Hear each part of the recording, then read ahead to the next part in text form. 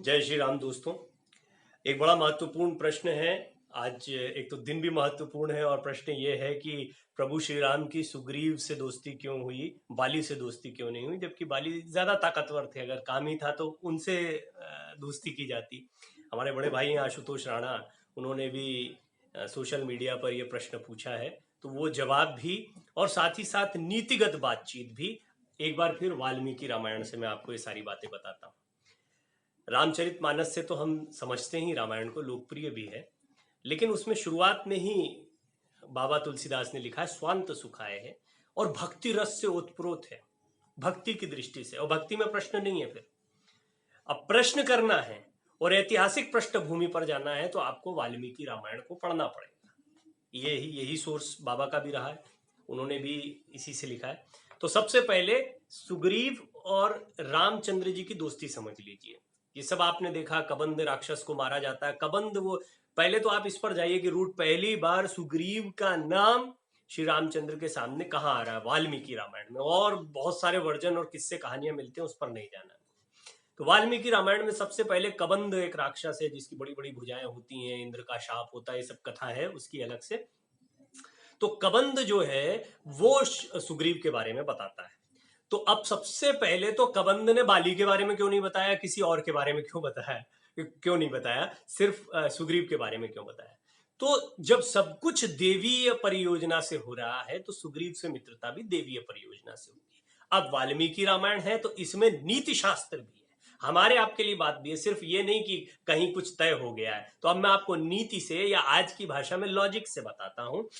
द्विसप्तितमः सर्गः, अरण्य कांड में हम हैं। श्री राम और लक्ष्मण के द्वारा चिता की आग में कबंध का दाह तथा उसका दिव्य रूप में प्रकट होकर उन्हें सुग्रीव से मित्रता के लिए कहना। अब यहां पर भी वो सिर्फ ऐसे कह नहीं दे रहा है, अब वो समझा रहा है। नीति शास्त्र भी आपको ये महान ग्रंथ रामायण सिखाता है। शृणु राघव तत्वेन यथा सीतां वाप्स्यसि राम षड्युक्त्यो लोके याभि सर्वं विमुष्यते परिमिष्टो दशांतेन दशा भागेन सेव्यते।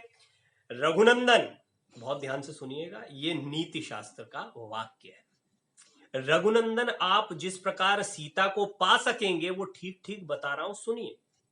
श्री राम, लोक में 6 युक्तियां हैं, 6 युक्तियां बता रहे हैं कबंध। लोक में 6 युक्तियां हैं जिनसे राजाओं द्वारा सब कुछ प्राप्त किया जा सकता है। 6 युक्तियां नीति के बाद। उन युक्तियों तथा उपायों के नाम हैं संधि, विग्रह, यान, आसन, द्वैधी भाव और समाश्रय। जो मनुष्य दुर्दशा से ग्रस्त होता है वो दूसरे किसी दुर्दशाग्रस्त पुरुष से ही सेवा या सहायता प्राप्त करता है। ये नीति है। सुनिए फिर से। जो मनुष्य दुर्दशा से ग्रस्त होता है वह दूसरे किसी दुर्दशाग्रस्त पुरुष से ही सेवा या सहायता प्राप्त करता है। श्री राम लक्ष्मण सहित आप बुरी दशा के शिकार हो रहे हैं, इसलिए आप लोग राज्य से वंचित है तथा उस बुरी दशा के कारण ही आपको अपनी भार्या के अपहरण का महान दुख प्राप्त हुआ है। अतः सुहृदों में श्रेष्ठ रघुनंदन, आप अवश्य उस पुरुष को अपना सुहृद बनाइए जो आपकी भांति ही दुर्दशा में पड़ा हुआ है। इस प्रकार आप सुहृद का आश्रय लेकर समाश्रय नीति को अपनाइए। मैं बहुत सोचने पर भी ऐसा किए बिना आपकी सफलता नहीं देखता हूं। क्या सुंदर नीति है। ये वाल्मीकि रामायण में लिखा है। इसमें मतलब इस पे सवाल जवाब और तर्क वितर्क मैं इसलिए नहीं कर सकता क्योंकि भगवान वाल्मीकि ने लिखा है, और भगवान राम को आप जो जानते हैं वो भगवान वाल्मीकि की वजह से जानते हैं। तो पहले तो इस नीति को समझ लीजिए। जो दर्द वही समझ पाएगा जो उस दर्द को महसूस कर रहा है, उस तकलीफ को महसूस कर रहा है। मदद करने वाले सतही तौर पर अलग अलग लोग अपनी दुनिया से बाहर नहीं निकल पा रहे हैं। यहाँ तो बड़े बड़े लोग अपनी दुनिया से बाहर नहीं है, उनका अपना ही एक आवरण, एक अपनी दुनिया चल रही है, अपना ही ऐश्वर्य, अपने ही शोहरत, अपने ही धनोपार्जन और अपने ही जीवन परिवार को किसी तरह से आगे बढ़ा लें, उसी के सपनों में उलझे हुए हैं। ऐसे में किसी दूसरे की कौन समझेगा? वो समझेगा जो खुद भी उस परेशानी को देख रहा है या महसूस कर रहा है। सुग्रीव देख रहे थे, उनके बारे में बताते हैं कि उनकी पत्नी का अपहरण उनके बड़े भाई ने कर रखा है और ये अनाचार सुग्रीव के साथ हुआ है। सुग्रीव इस दर्द को समझते हैं, पत्नी के खोने के दर्द को समझते हैं। तो पहली चीज तो ये है। दूसरी चीज फिर लॉजिक कि भाई सुग्रीव ही क्यों, सुग्रीव ही क्यों। तो अब यहां पर लक्ष्मण जो है, मैं सीधे आगे आ रहा हूं, इस पे तो आप पूरी वाल्मीकि रामायण पढ़ेंगे तो बहुत अच्छा है। अब मैं किष्किंधा कांड के चतुर्थ सर्ग पर आ गया हूं। हनुमान जी वाला मैंने आपको विवरण बताया, कैसे हनुमान जी की मुलाकात है, क्या शानदार वो वेदों के जानकार हैं, श्री राम किस तरह से उनको एनालाइज करते हैं, वो सब है। अब यहाँ पर लक्ष्मण क्या बोल रहे हैं वो सुनिए। आपको जानना है ना कि सुग्रीव और रामचंद्र जी की दोस्ती क्यों है। लक्ष्मण का लॉजिक सुनिए। कपि कथयते हृष्टो यथायं मारुतात्मजा कृत्यवानसोऽपि संप्राप्तः कृतकृत्यो असि राघव। चतुर्थ सर्ग किष्किंधा कांड का और उसका 31वां श्लोक। भैया रघुनंदन, ये वानर श्रेष्ठ पवन कुमार हनुमान जी अत्यंत हर्ष से भरकर जैसी बात कह रहे हैं, उससे जान पड़ता है, बड़ा इंपॉर्टेंट लाइन आ रही है, ये हमारे आपके सबके समझने की बात है। उससे जान पड़ता है कि सुग्रीव को भी आपसे कुछ काम है। ऐसी दशा में आप अपना कार्य सिद्ध हुआ ही समझें। आपको तो काम है ही, सुग्रीव को आपसे कुछ काम है। तो परस्पर सहयोग या परस्पर हित, जब किसी राजाओं के बारे में बात हो रही है, यहां पर अध्यात्म की बात नहीं हो रही है, यहां आपकी ये दुनियादारी जिसके पीछे आप भाग रहे हैं, तो परस्पर हित, परस्पर स्वार्थ कह लीजिए, आपसे जिसको काम पड़ेगा वो आपका काम फौरन कर देगा, आज भी लागू होती है। और यही नीति है। दोनों श्लोक मैंने आपको वाल्मीकि रामायण से बताए हैं। अब एक और बहुत महत्वपूर्ण बात की, ये सारी चीजें हो रही तो एग्रीमेंट होना चाहिए। कबंद ने बता दिया भाई वो भी बराबर से परेशान है आपकी तरह, मान लिया। इधर लक्ष्मण को भी समझ में आ गई बात की जरूरत है, उनको भी कुछ काम है, तो आपका काम हो जाएगा, बात समझ में आ गई। अब एग्रीमेंट चाहिए, पैक्ट। तो यहां पर जब सब कुछ बात हो रही है सुग्रीव, तो यहां पर हनुमान जी स्वयं, ततो हनुमान संतज्य भिक्षु रूपम अरिंदमः काष्ठयो स्वेन रूपेण जनयामास पावकम। सुग्रीव के पास जाने से पूर्व हनुमान जी ने पुनः भिक्षु रूप धारण कर लिया था। श्री राम सुग्रीव की मैत्री के समय शत्रु दमन हनुमान जी ने भिक्षु रूप को त्याग कर अपना स्वाभाविक रूप धारण कर लिया और 2 लकड़ियों को रगड़कर आग पैदा की और अग्नि के आसपास राम जी और सुग्रीव ने चक्कर लगाया और अपनी दोस्ती को पक्का किया। अग्नि को साक्षी मानकर उन्होंने कहा कि हम आपके मित्र हैं। और इसके बाद में सुग्रीव ये कहते भी हैं, उस समय सुग्रीव ने श्री रामचंद्र जी से प्रसन्नता पूर्वक कहा, आप मेरे प्रिय मित्र हैं, आज से हम दोनों सुख दुख में एक हैं, एक दूसरे के सुख दुख को समझेंगे। ये तो हुई बात साहब, इनकी मैत्री कैसे, क्यों मारा। बाली ने पूरा का पूरा इस पर, जब बाली प्रशंसा करते हैं, कहते हैं मैंने आपके बारे में बड़ा सुन रखा था, आप तो मर्यादा पुरुषोत्तम हैं, ये हैं। बाली का सप्तदशः सर्ग है किष्किंधा कांड का, सप्तदशः सर्ग वाली का श्री रामचंद्र जी को फटकारना। और पूरा ये जो सर्ग है, इस सर्ग में कुल मिलाकर 54 श्लोक हैं इसमें।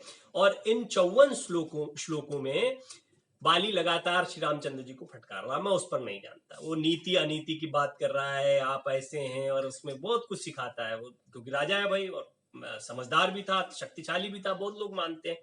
अब आइए इस बात पर कि रामचंद्र जी इस पर क्या जवाब देते हैं। अष्टादश सर्ग किष्किंधा कांड का, और इसमें भी इसमें तो 66 श्लोक है।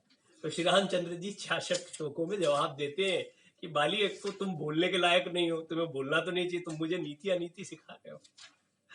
ये इतना, इस पूरे सर्ग के ऊपर मैं एक अलग से वीडियो बनाऊंगा, क्योंकि मैं इसको श्री राम गीता मानता हूँ। भगवान श्री रामचंद्र नीति अनीति के बारे में क्या कहते हैं, मतलब पढ़िए आप लोग। मैं कहता हूँ, कई लोग जो तर्क वितर्क करते हैं वो ये नहीं पढ़ते कि वो बस यूट्यूब पर आप वीडियोस देख लेंगे तो बात नहीं बनेगी। आप वाल्मीकि रामायण को पढ़िए और एक एक चीज इसमें से समझने का प्रयास करिए, क्योंकि ये नीति शास्त्र भी है, इतिहास भी है, और अध्यात्म तो है ही, प्रभु श्री राम का चरित्र तो है ही, इसमें सारी चीजें हैं।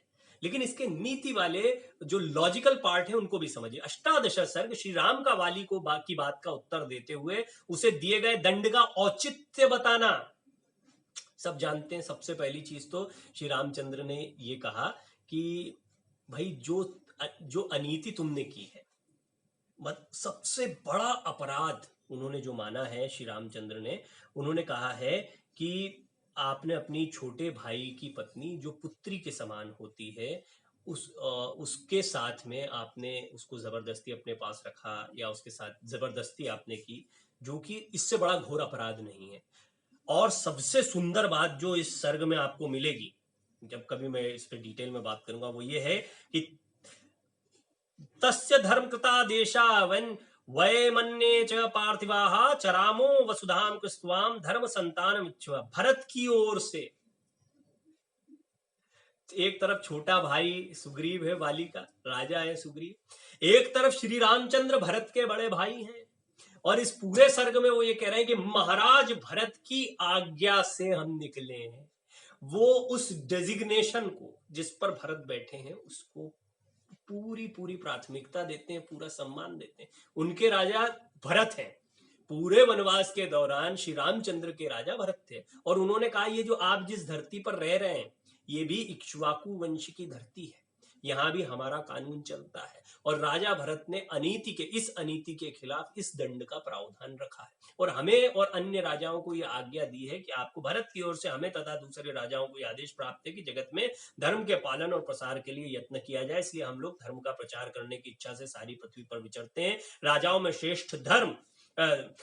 श्रेष्ठ भरत धर्म पर अनुराग रखने वाले हैं, वह समूची धरती का पालन करते हैं। उनके रहते इस पृथ्वी पर कौन प्राणी धर्म के विरुद्ध आचरण कर सकता। हम सब लोग श्रेष्ठ धर्म में दृढ़ता पूर्वक स्थित रहकर भरत की आज्ञा सामने रखते हुए धर्म मार्ग से भ्रष्ट पुरुष को विधि पूर्वक दंड देते हैं। तुमने अपने जीवन में काम को ही प्रधानता दे रखी है, राजोचित मार्ग पर तुम कभी स्थिर नहीं रहे। तुमने सदा ही धर्म को बाधा पहुंचाई और बुरे कर्मों के कारण सत्पुरुषों द्वारा सदा तुम्हारी निंदा की गई है। बड़ा भाई पिता तथा जो विद्या देता है वह गुरु, ये तीनों धर्म मार्ग स्थित रहने वाले पुरुषों के लिए पिता के तुल्य माननीय, ऐसा समझना चाहिए। इसी प्रकार छोटा भाई, पुत्र और गुणवान शिष्य, ये तीनों पुत्र के तुल्य समझे जाने योग्य हैं। उनके प्रति ऐसा भाव रखने में धर्म ही कारण है।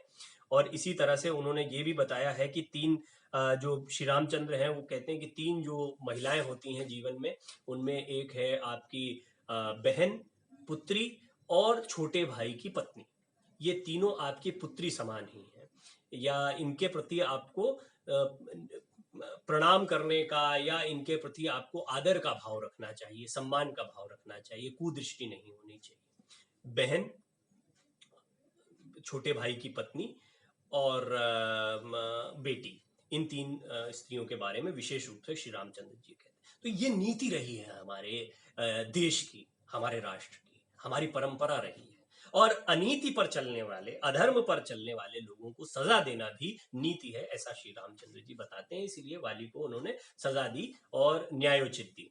और अब फिर वो उसके लिए कि वो छिप कर क्यों चलाया और ऐसे क्यों चलाया और वैसे क्यों चलाया, ये सारी एक लंबी कथा है। लेकिन जैसा मैंने, और उसके भी सबके लॉजिक आपको वाल्मीकि रामायण में मिलेंगे। तो कहीं आपको कभी कोई प्रश्न आए मन में तो कहीं जाने की जरूरत नहीं है, आप वाल्मीकि रामायण में जाइए और आप इसको पढ़िए और आनंद आएगा। जैसे कि मुझसे लोग कहते हैं कि आप बड़ा इसका अध्ययन, इसमें बहुत आप सुरुचिपूर्ण अध्ययन पाएंगे, आप आनंद पाएंगे। आप जब इसमें एक बार उतरेंगे तो आपको लगेगा कि आपको और चीजें जाननी चाहिए, क्योंकि कई किस्से कहानियां आपके इर्द गिर्द घूमते रहते हैं और सारी चीजों का सही यथोचित जवाब, यथोचित उत्तर जो है वो आपको वाल्मीकि रामायण में मिलता है। मैं उम्मीद करता हूं कि इस प्रश्न का जवाब मैं कुछ आपको दे पाया हूँ। अंत में यही कहना चाहूंगा कि सुग्रीव और श्री रामचंद्र की मित्रता जो है वो तो तय थी। कबंद ने बताया कि जो दुख समझ सकता है वो वही है जो उसी दुख से गुजर रहा हो, इसलिए आपकी संधि जो है वो सुग्रीव से हो सकती है। और सुग्रीव ने फिर समझा कि हाँ, ये दर्द तो हमारा एक जैसा है। इन दोनों की दोस्ती हुई। वाली अनीति पर चलने वाले थे